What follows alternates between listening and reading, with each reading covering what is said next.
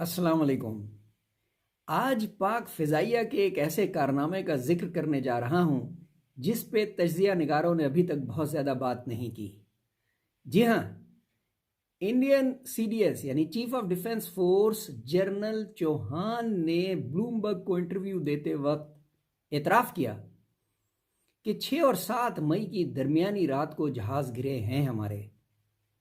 लेकिन फ़ौरन ही उन्होंने कहा नंबर इम्पॉर्टेंट नहीं है, क्योंकि हमें ये एनालाइज करना था कि ऐसा हुआ क्यों।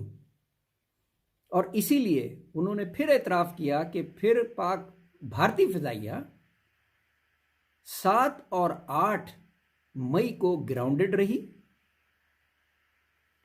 और 10 मई को सिर्फ थोड़ी देर के लिए एयरबोर्न हुई, और हमें बाद में अब पता चलता है कि उससे अगले 7 दिन भी भारतीय फ़िज़ाइया ग्राउंडेड रही।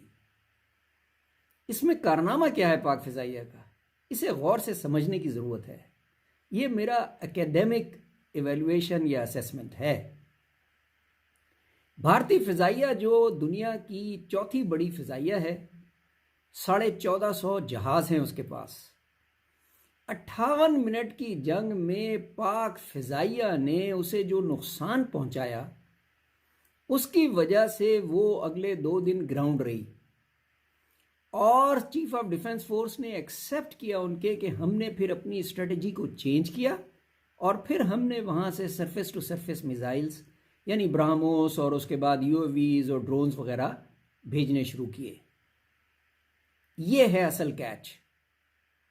कैच ये है कि एक एयर स्ट्रेटजी जब कोई फ़िज़ाइया बनाती है तो वो साल हा साल की डॉक्ट्रिनल एवेल्यूएशन के बाद बनाती है।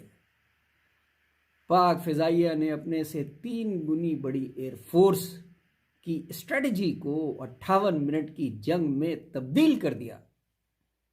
जनाब, ये है वो गेम चेंजर।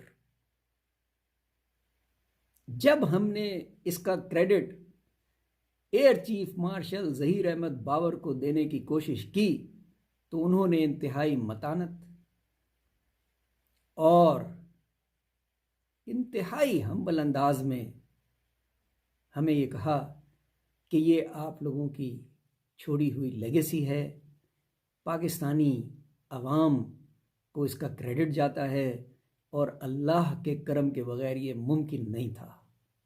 सुभान अल्लाह। I declare him a game changer.